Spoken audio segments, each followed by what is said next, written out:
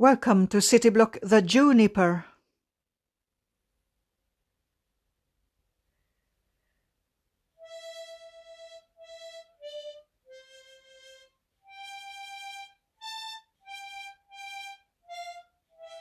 We start at the address Haga Kyrkogata, number 12. Haga Kyrkogata, number 14. This block was put up between 1893 and 95 in a building frenzy, following lengthy legal disputes over zoning regulations. Haga Kyrkogata, number 16. This entire block and the one to the east were once part of the country estate called Anneberg.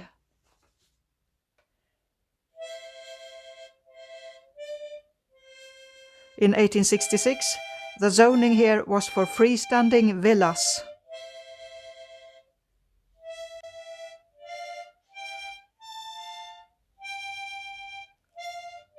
Haga Kyrkogata, number 18.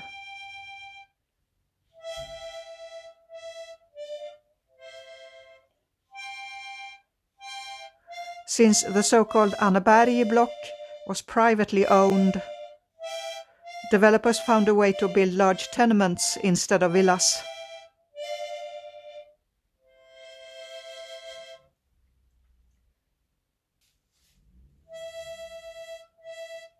Haga Kyrkogata, number 20.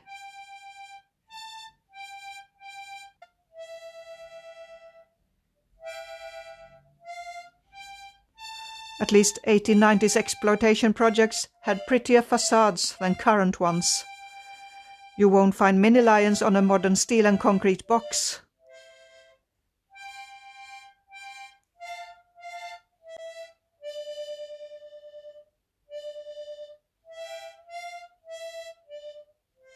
Or funny mascaroons.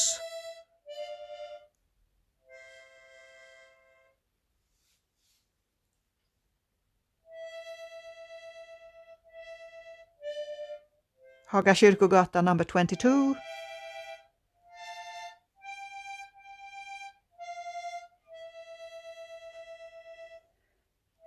Builder Nathan Persson put up numbers 20 to 24. Balconies with billowing cast iron railings were popular then.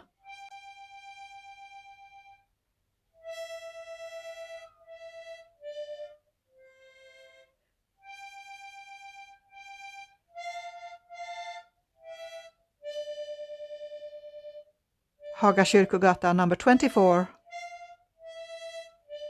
This was the site of Villa Gustavsberg, built for customs official Gustav Bolander. The grand villa from 1858 and its large garden were replaced by this tenement house in 1892. It too was built by Nathan Persson.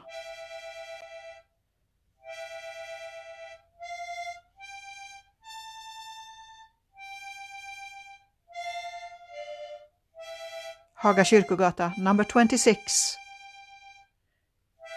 A delightful little add-on to number 28 to hide the boring firewall on number 24. Resembling a narrow villa in Spanish Jugend or Baroque style. It was built as a single family residence.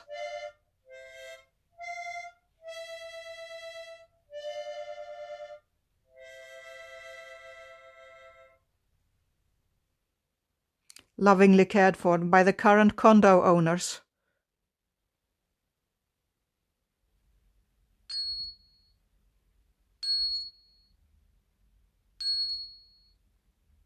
Haga Kyrkogata, number 28.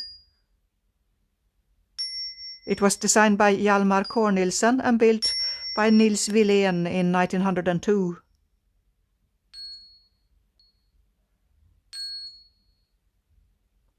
This imposing tenement was originally meant to be a large villa, replacing an older villa belonging to wine and spirits merchant Charles Coach.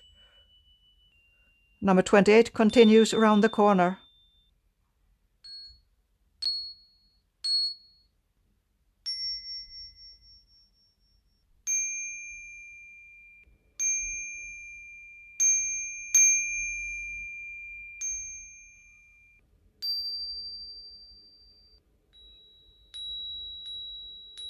modern fixtures and old Spanish villa-style fencing.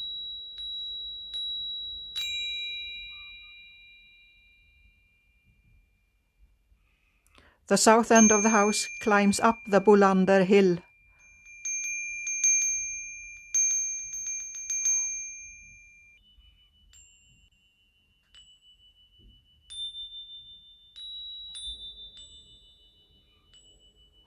The top of the Bolander hill is euphemistically called the viewpoint. The view, though, is obscured by these houses and by trees.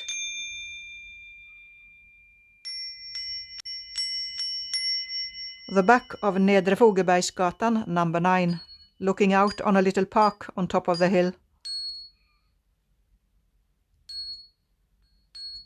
Turning the corner, to the stairs up the Bolander hill to the little park. An odd access solution to Nedre Fogelbergsgatan, number 9. The plans for number 9 and 7 were drawn up by the builders themselves. Thus, Ivar Burman designed this house for his father. It is a large property, precariously built on a steep slope.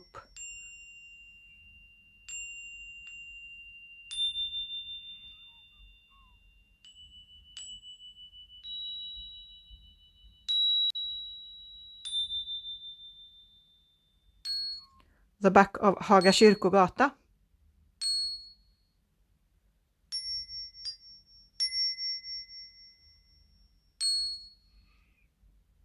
And the back of Nedre Fogebergsgatan, number 7.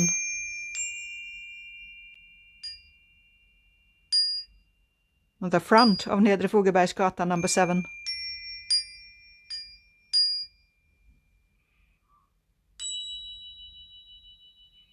A sneaky peek inside through the grill.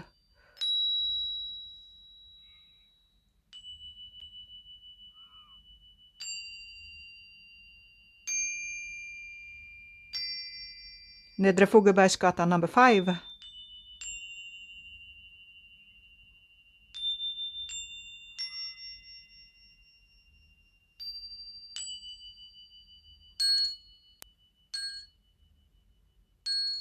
The builder brothers Jakobsson put up this house. The style here is the familiar Dutch-German Renaissance. It's a fairly typical technique with cement plaster details on a brick facade.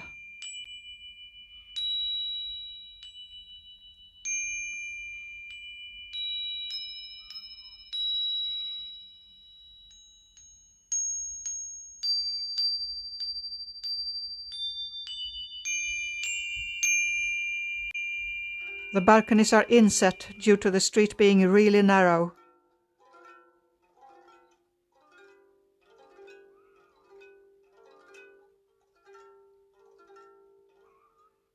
Nedre Fogebergsgatan, number 3.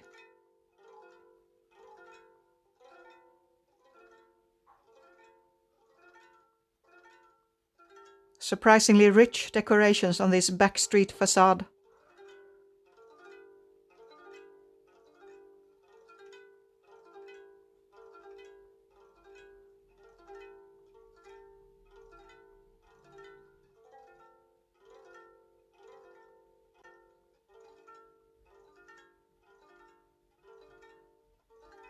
The letters stand for the builders Alfred Johansson and August Nilsson. Nedre Fogebergsgatan, number 1.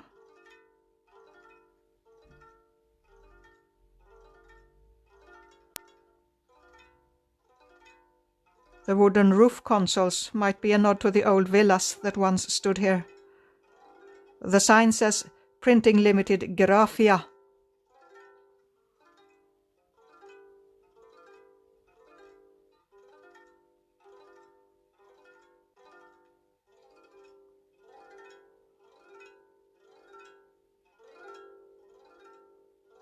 Vasastaden, number 5C.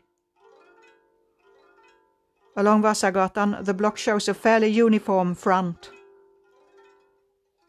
The corner houses are described as Italianate, while the middle house is Gothic.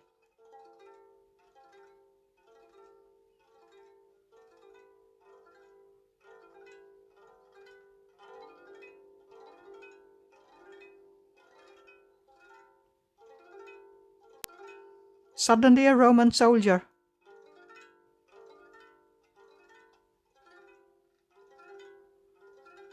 Vasagatan number 5B.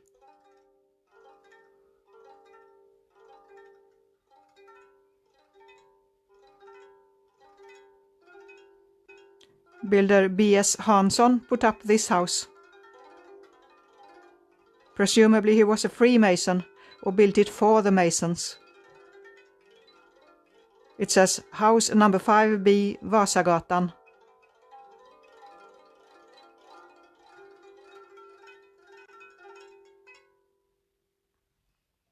The front door with tiled entrance.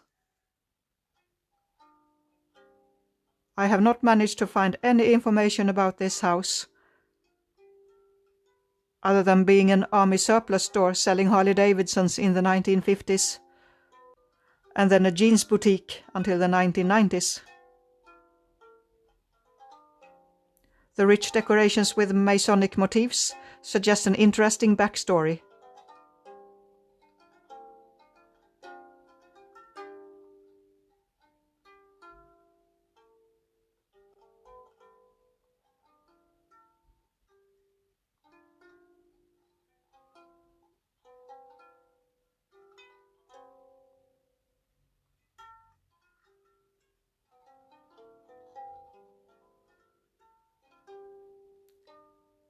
Vasagatan number 5A with wooden consoles under the roof. August Westerlind built the corner houses with balconies.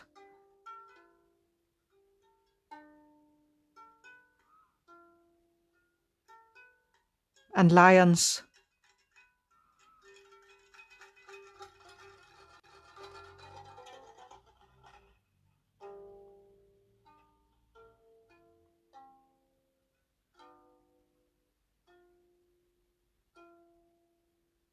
Originally, all houses along Vasagatan had front gardens. Park benches in Vasagatan. Feeling a bit woozy, we stagger on to part 157 and the city block called the Yew Tree.